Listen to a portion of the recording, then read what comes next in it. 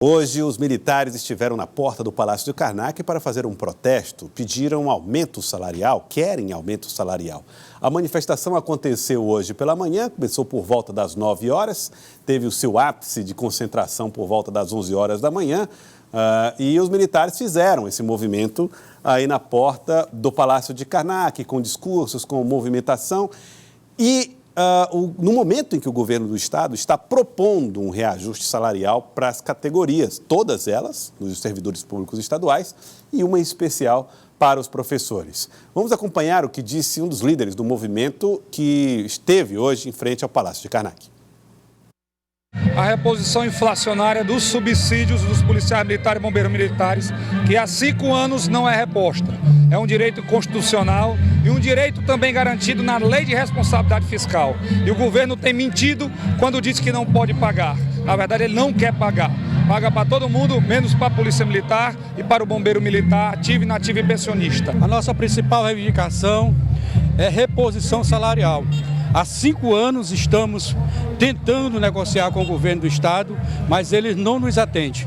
Não estamos pedindo aumento de salário, estamos pedindo reposição salarial. Estamos já conversando com o governo e nós colocamos a seguinte situação: se ele não apresentar uma proposta plausível, palpável, para que a gente possa levar para a nossa categoria até o início de março, o sindicato Simpor Justo estará, que já está fazendo isso, fazendo uma assembleia, na possibilidade, fazendo a defesa também de uma greve por tempo determinado no sistema. Então, o sindicato vem buscando, junto ao governo, uma proposta para que a gente evite essa greve.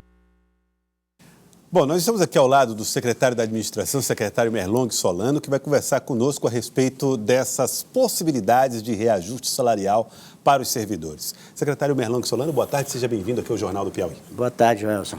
Bom, vamos começar pela reclamação feita pelos militares, que querem aumentos salariais. Ele acha que, a categoria acha que os militares não têm tido o seu pedido atendido, ou não tem visto a sua realidade sendo contemplada pelo governo. Como é que o governo se posiciona diante disso? De um lado, eu considero natural que os movimentos se organizem, façam reivindicações, procurando melhorar a situação dos seus associados. Eu próprio fui vice-presidente do Sindicato dos Professores da Universidade Federal e também fiz isso. Inclusive, cheguei a fazer parte do Comando Nacional de Greve dos Servidores. Coisa natural.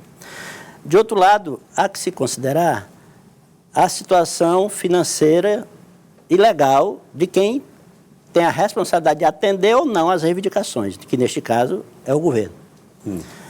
Esta questão de que o governo não dá atenção ao setor de segurança, a gente pode estabelecer uma comparação com os demais estados do Brasil. Nós vamos ver que o Brasil não está aquém da média.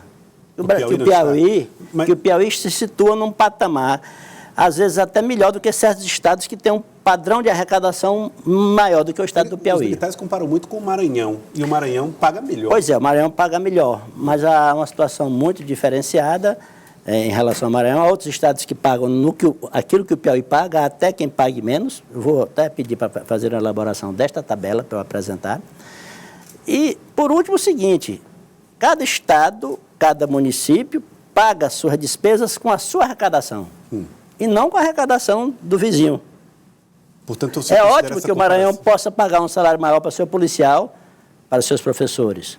Mas o estado do Piauí paga os salários dos seus professores, dos seus policiais, de todos os seus servidores, com a arrecadação do estado do Piauí, que carrega na sua contabilidade um déficit de R$1 bilhão na previdência destes servidores. Esse dinheiro que poderia estar indo para os ativos, para ter um salário maior, ou que poderia estar indo para obras de investimento, para melhorar a infraestrutura do estado para toda a sociedade, e não apenas para os servidores, está indo para cobrir uma conta que é dos servidores, o déficit da Previdência. Bom, mas o déficit da Previdência não tem solução no curto prazo? É de longo prazo. E em relação ao pagamento de salário de servidores, Joelson, aí temos que guardar, temos que observar o desempenho da Receita. E como é que está o desempenho da Receita? O desempenho da Receita sofre os efeitos de uma crise econômica que já se arrasta desde 2015, não é isso? Isso começou em 2014, quando o PIB cresceu, quase não saiu do lugar. Aí caiu em 2015, caiu em 2016 muito. se movimentou pouco em 2017 e 2018. Há quem já esteja chamando a década de 2011 a 2019 uma década de pior desempenho econômico do que aquela década, famosa década perdida, a década dos anos 80, do final do regime militar. Concretamente, o Brasil avançou muito de 2001, 2002 até 2010, 2011, ainda tinha algum fôlego em 2012, mas a partir daí começou um processo de queda. Então, sofremos os efeitos disto.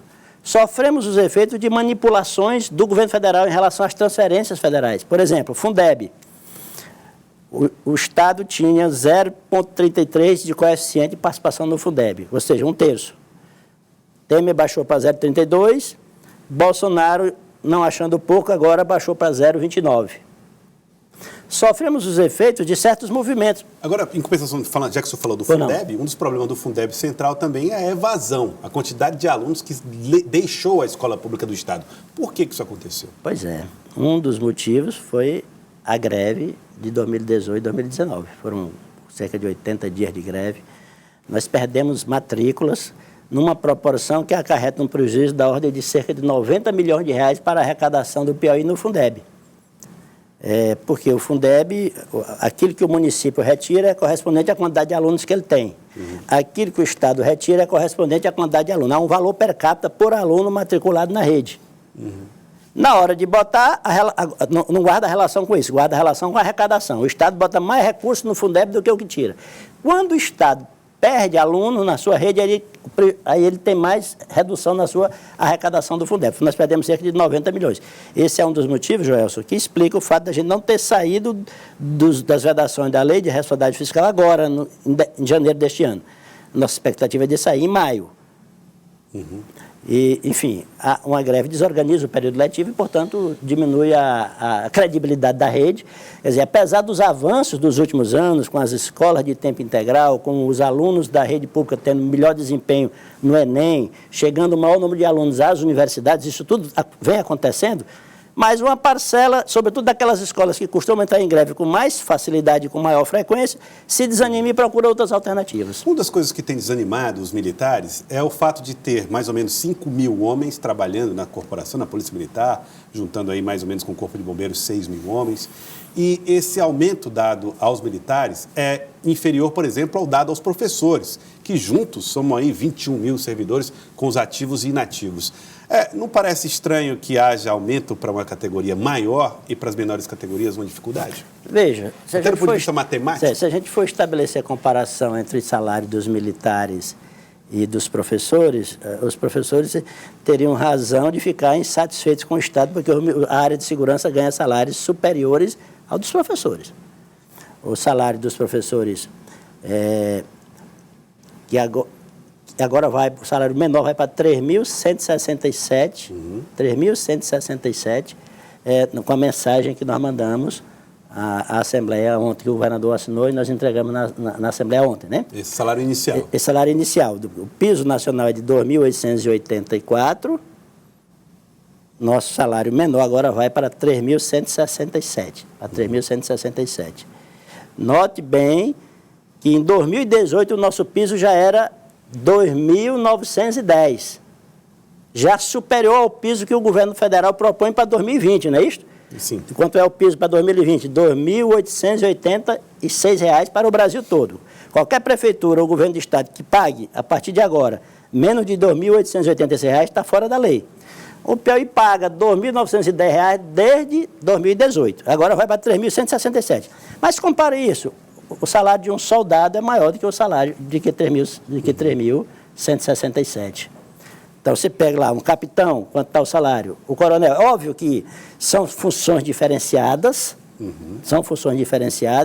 mas não há como deixar de olhar certas reivindicações do magistério com o grau de prioridade que o serviço merece, porque, historicamente, em função de ser uma categoria muito numerosa, são cerca de 40 mil servidores aí, entre ativos e inativos, ao pesar mais, o governo, muitas vezes, teve que segurar o salário dessa categoria para não estourar as contas. Mas não pode fazer isso frequentemente, eternamente, sob pena de defasar de uma maneira muito grave o salário dos professores. Por isso que o nosso governo, desde 2008, criou o Fundo Nacional, criou o Piso Nacional do Magistério, o Lula, e o Wellington Dias é um convicto seguidor, sempre pagando acima do piso. Os militares também queixam-se de terem recebido promoções e os salários continuarem... É verdade. Por que isso aconteceu e como isso pode ser? É verdade. Isso acontece por conta da crise financeira e da vedação legal. A crise financeira baixou a arrecadação, a folha não cai, porque nós não temos a opção de demitir servidores. Os controles de gasto nós fizemos na área do custeio, e na área do investimento, não fizemos controle de gasto demitindo o pessoal, não fizemos controle de gasto demitindo o servidor público, demitimos terceirizado. Sim. Para poder economizar cerca de 400 milhões no orçamento do ano passado e no orçamento deste ano.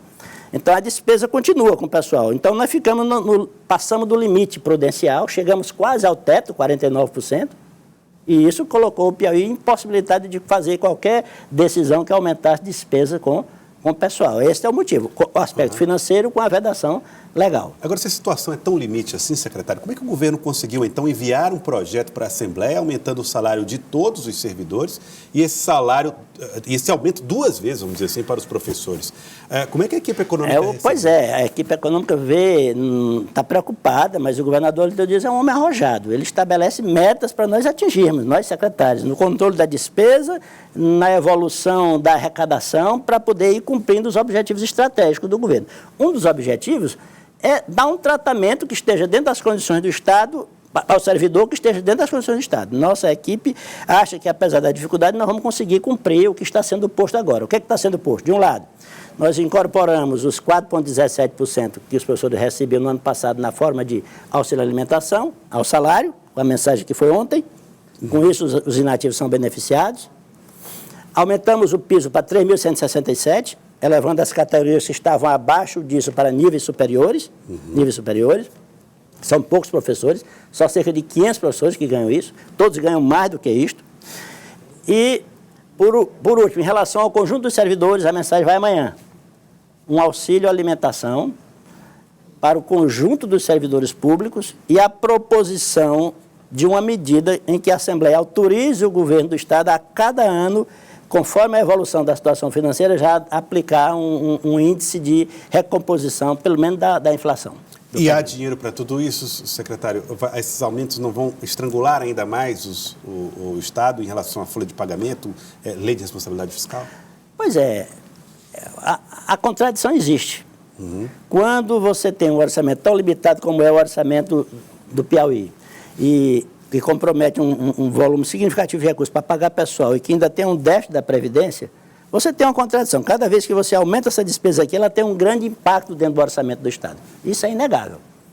Mas o compromisso do governador também é com os servidores, é com o conjunto da sociedade. Nós vamos fazer investimentos através das operações de crédito, as que já estão andando e as que estão sendo concluídas para serem assinadas agora. De modo que esperamos que a economia, Joelson, volte a andar, apesar dos desacertos. Quer dizer, parte dessas decisões tem uma aposta no amanhã. Também é preciso, não? Quem governa tem que ter a coragem de decidir também no risco em determinados momentos. O Gleidson Mello está mandando mensagem pelo 99040322, fazendo críticas à administração, dizendo que não adianta pôr a culpa nos servidores, o que destruiu a administração foram os gestores, é o que está dizendo aqui o Gleidson. Pois é, Gleidson. Certas decisões certas coisas são fáceis de ser ditas, né, para a gente medir. O fato concreto está no balanço geral do Estado. O Piauí, quando você contrata um servidor, Joelson, aquele servidor vira um compromisso do Estado por décadas. 50, 60, 70 anos, as pessoas, tem gente vivendo mais de 90 anos, graças a Deus. Eu espero ser uma dessas pessoas que vai viver mais de 90 anos. Então, quando você contratou um servidor lá atrás, há 30, 40 anos, esse servidor continua na folha hoje. Há 50 anos, continua na folha como aposentado ou na figura de um pensionista, que recebe o direito que o seu parceiro ou parceira deixou. Então, são questões muito complexas para serem reduzidas a uma frase tão simplória quanto essa que esse jovem aí, ou essa pessoa colocou. Tá certo. Eu quero agradecer ao senhor, secretário. Muito obrigado pela participação aqui conosco.